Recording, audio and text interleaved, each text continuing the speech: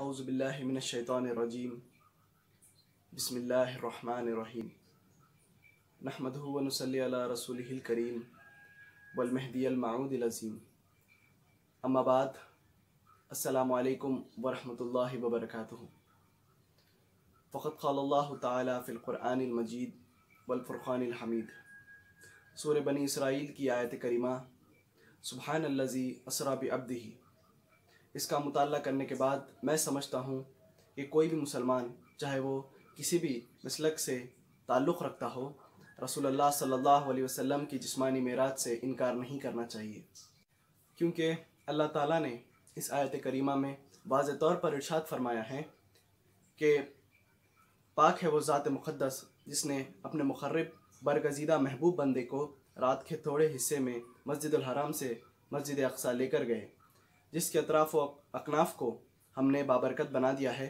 تاکہ ہم اس بندہ کامل کو اپنی نشانیاں دکھائیں۔ بے شک وہی خوب سننے والا اور خوب دیکھنے والا ہے۔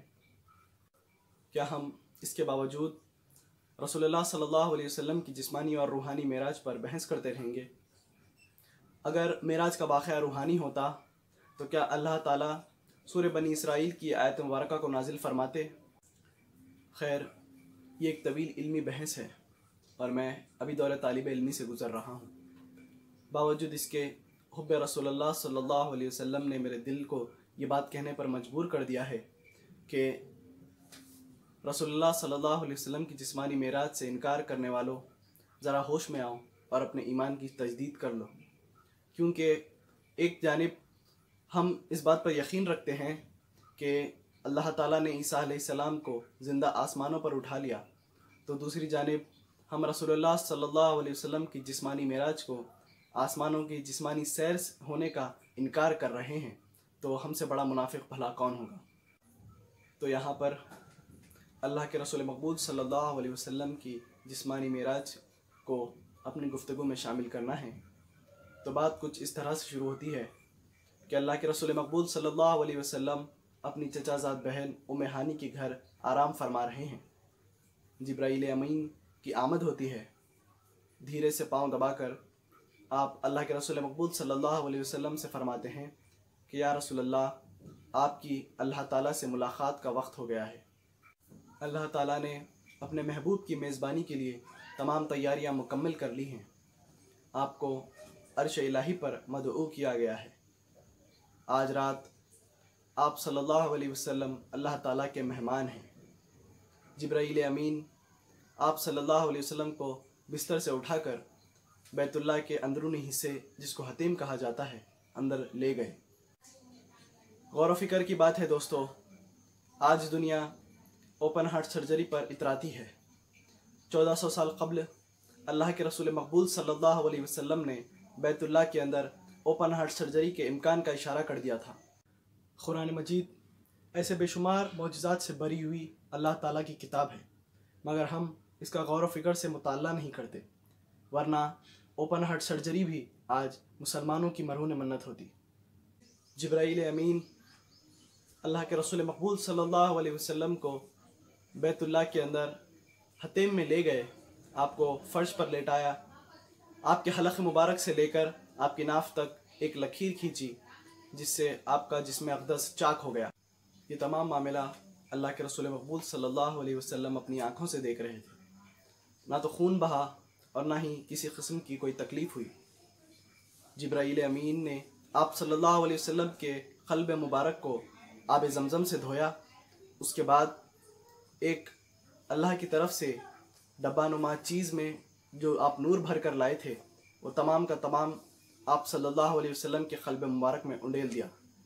اس کے بعد قدرت خداوندی کے اشارے سے تمام رگیں اور نسیں جڑ گئیں۔ اس کے بعد جبرائیل امین نے اللہ کے رسول مقبول صلی اللہ علیہ وسلم کے سینے پر واپس ہاتھ پھیرا، جس سے آپ کا سینہ اقدس واپس پہلے کی طرح ہو گیا۔ حتیم سے باہر لے کر آئے اور اب وقت اللہ تعالیٰ سے ملاقات کے لیے روانگی کی پہلی منزل طے کرنا تھا۔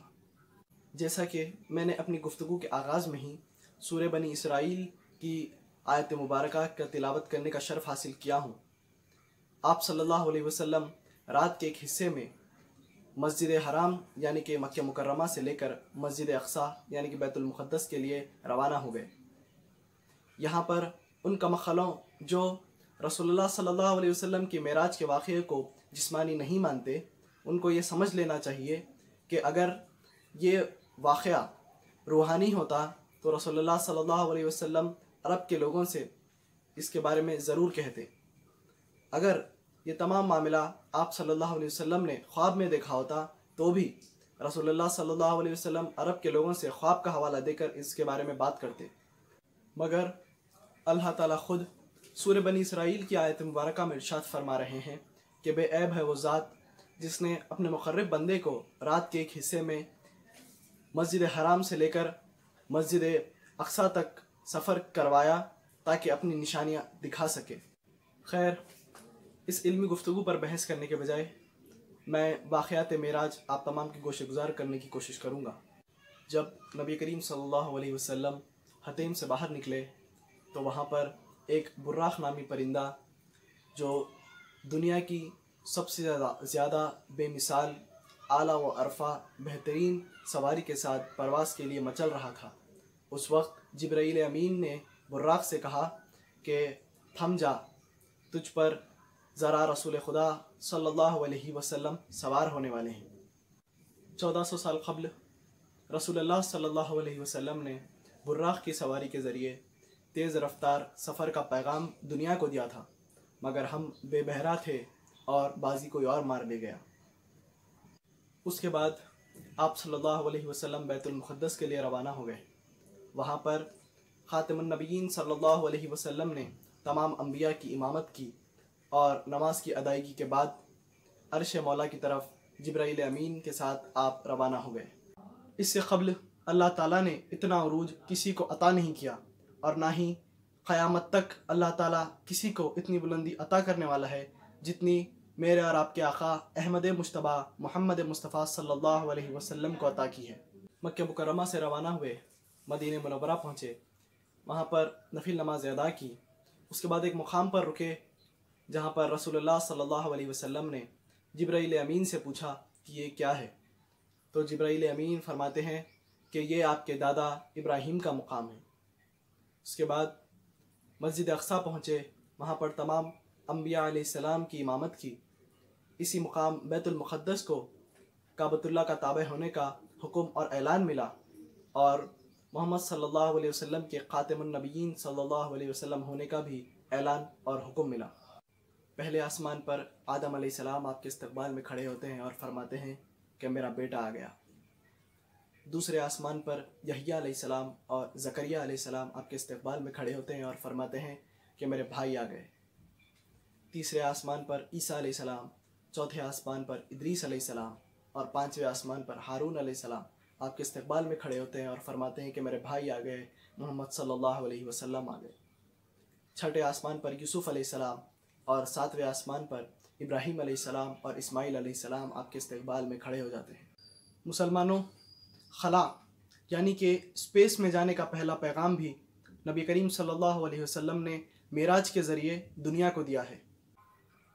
ان تمام واقعات کی تحقیق ہی آج غیار کو اسپیس میں جانے کے راستے فراہم کرتی ہے، مگر افسوس ہم ان تمام باتوں سے محروم رہ گئے۔ نفسا نفسی کے اس دور میں ایک دوسرے کو کافر کہنے لگ گئے اور بازی کوئی اور لے گیا۔ ایک روایت میں آیا ہے کہ جب نبی کریم صلی اللہ علیہ وسلم ساتویں آسمان پر پہنچے تو آپ نے دیکھا کہ وہاں پر ایک بیت اللہ ہے اور اس کا طواف فرشتے کر رہے ہیں اور بزرگ شخصیت وہاں پر بیٹھے ہوئے ہیں۔ تو اس وقت نبی کریم صلی اللہ علیہ وسلم نے جبرائیل امین سے پوچھا کہ یہ کون ہے؟ تو جبرائیل امین فرماتے ہیں کہ یہ آپ کے دادا ابراہیم علیہ السلام ہیں۔ تو جب نبی کریم صلی اللہ علیہ وسلم آگے بڑھے تو ابراہیم علیہ السلام اپنی جگہ سے کھڑے ہوئے اور نبی کریم صلی اللہ علیہ وسلم کو اپنے سینے سے لگایا اور آپ کے پیشانی مبارک کا بوسہ لیا۔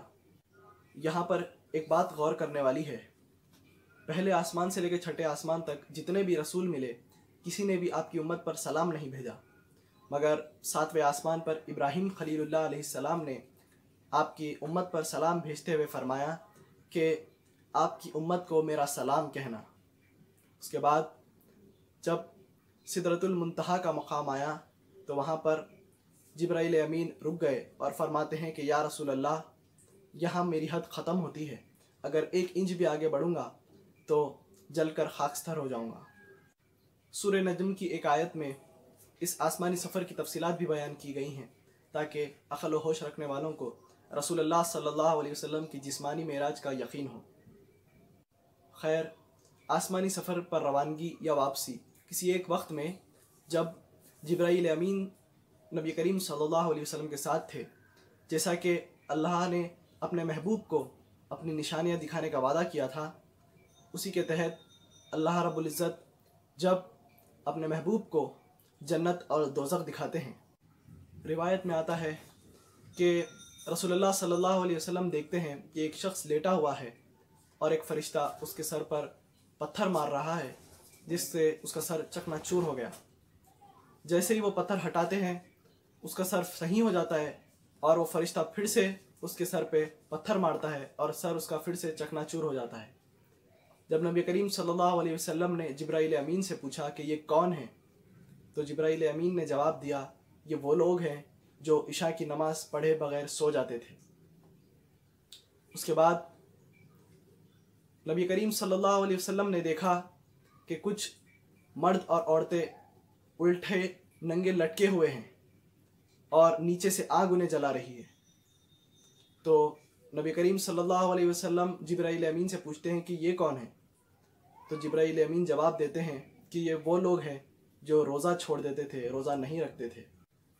نبی کریم صلی اللہ علیہ وسلم نے سفر معراج کے دوران ایک تندور دیکھا اور اس کے دہانے پر دہکتی ہوئی آگ دیکھی، اور بے شمار برہنہ مرد اور عورتیں چیخ رہے ہیں، چلا رہے ہیں۔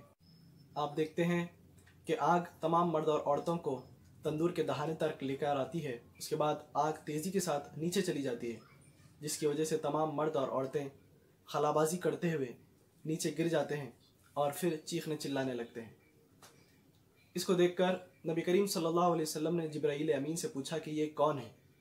تو جبرائیل امین نے جواب دیا، یا رسول اللہ، یہ لوگ زانی مرد اور عورتیں ہیں۔ اس کے بعد نبی کریم صلی اللہ علیہ وسلم دیکھتے ہیں کہ فرشتے چند اصحاب کے منہ میں خینچی ڈال کر ان کے جبڑے کانوں تک کاٹتے ہیں، اور جب جبڑے مل جاتے ہیں تو پھر سے انہیں کانوں تک کاٹ دیتے ہیں۔ یہ دیکھ کر نبی کریم صلی اللہ علیہ وسلم نے جبرائیل امین سے پوچھا کہ یہ لوگ کون ہیں؟ تو جبرائیل امین نے جواب دیا کہ یا رسول اللہ، یہ لوگ امت کے وہ خطیب ہیں جنہوں نے امت کو جوڑنے کے بجائے توڑنے کا کام کیا ہے۔ آگے بڑھتے ہیں تو دیکھتے ہیں کہ ایک شخص بیٹھا ہوا ہے، اس کے سامنے بہترین کھانے رکھے ہوئے ہیں اور ایک بازو سڑی ہوئی گلی ہوئی میت رکھی ہوئی ہے۔ وہ شخص وہ بہترین کھانے چھوڑ کر وہ گلی ہوئی سڑی ہوئی میت کا گوشت نوچ کر کھاتا ہے، جس پر نبی کریم صلی اللہ علیہ وسلم نے جبرائیل امین سے پوچھا کہ یہ کون ہے؟ تو آپ جبرائیل امین نے فرمایا کہ یہ وہ شخص ہے جو غیبت کرتا تھا۔ اس کے بعد آگے بڑھے تو نبی کریم صلی اللہ علیہ وسلم دیکھتے ہیں کہ ایک شخص انگارے کھا رہا ہے اور ساتھ ہی میں چیخ رہا ہے، چلا رہا ہے۔ تو جبرائیل امین سے پوچھتے ہیں کہ یہ کون ہے؟ تو جبرائیل امین فرماتے ہیں کہ یا رسول اللہ، یہ وہ ہے جو حرام کھاتا پیتا تھا اور یتیموں کا مال چھین کر کھا لیتا تھا۔ آگے بڑھتے ہیں تو نبی کریم صلی اللہ علیہ وسلم دیکھتے ہیں کہ ایک شخص کا بڑا پیٹ ہے، اس کے پیٹ کے اندر سانپ واضح طور پر نظر آ رہا ہے اور اندر سے وہ سانپ ڈس رہے ہیں۔ اس کو دیکھنے کے بعد نبی کریم صلی اللہ علیہ وسلم جبرائیل امین سے استفسار کرتے ہیں کہ یہ کون ہے؟ تو جبرائیل امین نے جواب دیا کہ یا رسول اللہ، یہ وہ لوگ ہیں جو سود کھاتے تھے۔ اس کے بعد آگے بڑھے تو نبی کریم صلی اللہ علیہ وسلم دیکھتے ہیں کہ کچھ لوگ ہیں جن کے دھڑ تو انسان کی طرح ہیں مگر سر بد جانور کی طرح ہیں۔ نبی کریم صلی اللہ علیہ وسلم ان کو دیکھ کر جبرائیل امین سے استفسار کرتے ہیں کہ یہ کون ہے؟ تو جبرائیل امین فرماتے ہیں کہ یا رسول اللہ، یہ وہ لوگ ہیں جو جھوٹی گواہی دیتے تھے۔ اس کے بعد نبی کریم صلی اللہ علیہ وسلم دیکھتے ہیں کہ ایک خوفناک فرشتہ سر جھکائے کھڑا ہے۔ جبرائیل امین سے پوچھتے ہیں تو جبرائیل امین فرماتے ہیں کہ یا رسول اللہ، یہ دوزخ کا فرشتہ ہے۔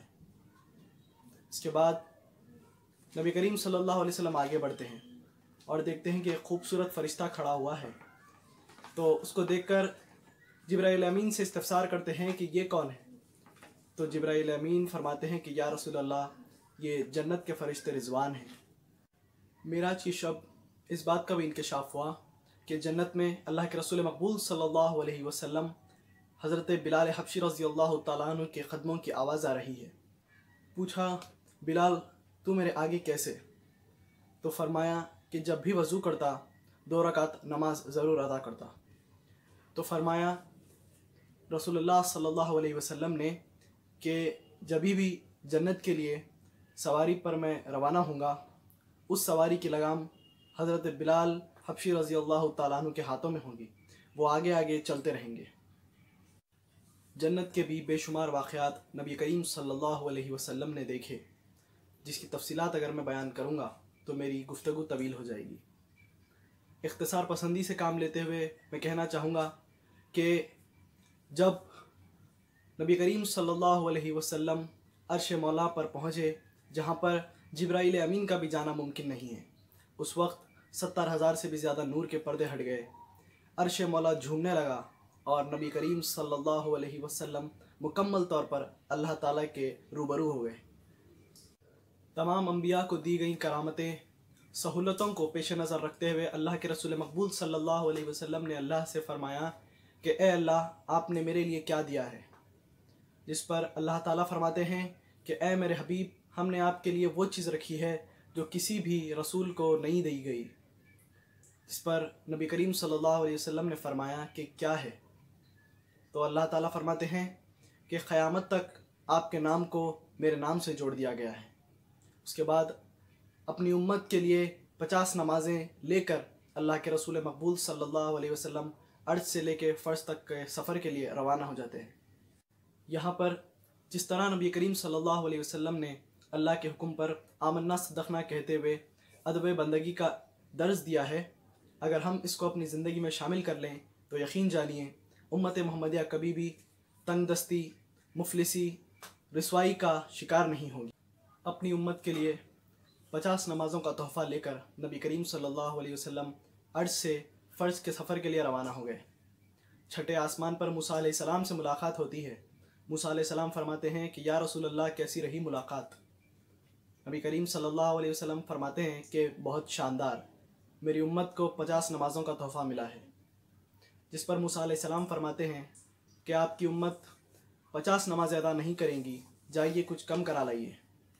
نبی کریم صلی اللہ علیہ وسلم واپس عرش مولا پر جاتے ہیں، اللہ سے درخواست کرتے ہیں، جس پر اللہ تعالیٰ 5 نمازیں کم کر دیتا ہے اور فرماتے ہیں کہ 45 نمازیں آپ کی امت پر فرض کی جاتی ہیں۔ 45 نمازیں لے کر نبی کریم صلی اللہ علیہ وسلم واپس روانہ ہوئے۔ پھر چھٹے آسمان پر موسیٰ علیہ السلام سے ملاقات ہوئی۔ پھر موسیٰ علیہ السلام نے فرمایا کہ آپ کی امت 45 نمازیں بھی نہیں پڑھ سکتی، جائیے کچھ کم کرا لائیے۔ یہی سلسلہ جاری رہا۔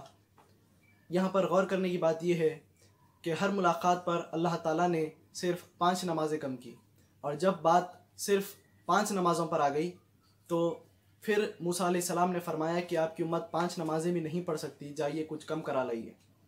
نبی کریم صلی اللہ علیہ وسلم نے فرمایا کہ یہ 5 نمازیں میری امت کو تو پڑھنی ہی ہوں گی، اب میں ان 5 نمازوں کو کم کر کے اپنی امت کو برکت سے دور نہیں رکھ سکتا۔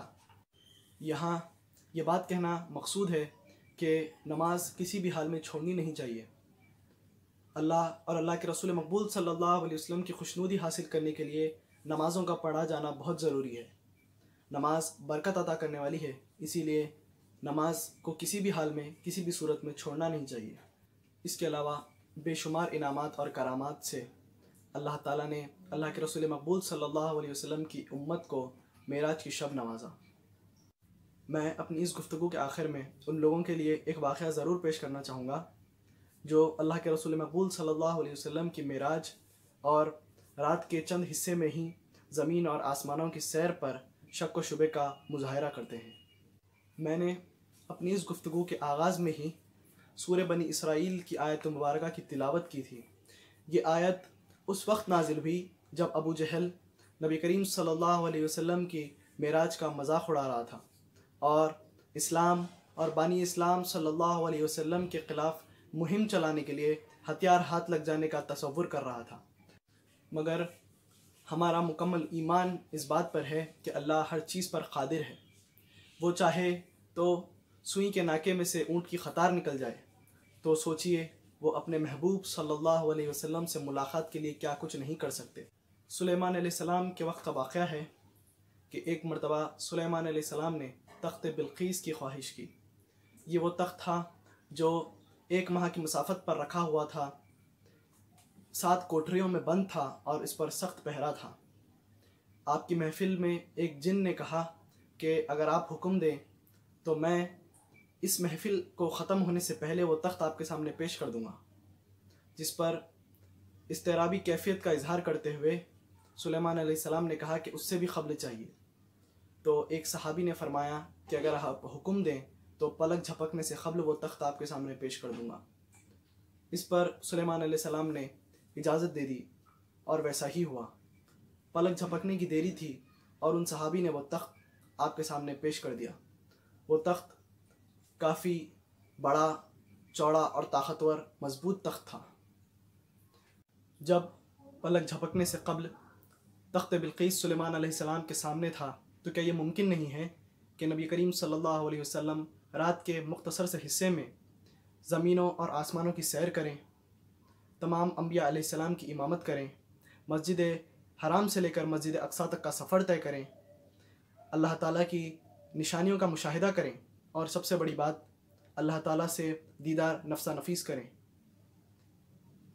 دوستو، اس بات کا اندازہ لگائیے کہ سلیمان علیہ السلام کی امت میں جب ایسے کرامات والے صحابی موجود تھے تو سلیمان علیہ السلام کا کیا حال ہوگا، اور وہی سلیمان علیہ السلام جب نبی کریم صلی اللہ علیہ وسلم کی اقتداء میں نماز ادا کر رہے ہیں تو اس امام الانبیاء علیہ السلام کا کیا حال ہوگا۔ یہاں پر اپنی اس مختصر سی گفتگو کو اختتام پر لاتے ہوئے میں اللہ تعالیٰ سے دل کی گہرائیوں سے یہ دعا کرتا ہوں کہ ہمیں نیک توفیق عطا فرمائے اور اپنے خاص فضل سے اپنا خاص دیدار عطا فرمائے۔ آمین ثم آمین، وآخر دعوانا الحمد للہ رب العالمین۔ آپ تمام سے گزارش ہے کہ ہمارے یوٹیوب چینل بزم جلیل کو سبسکرائب کریں تاکہ ویڈیوز آنے پر جلد سے جلد آپ کو پتہ چل جائے۔ شکریہ۔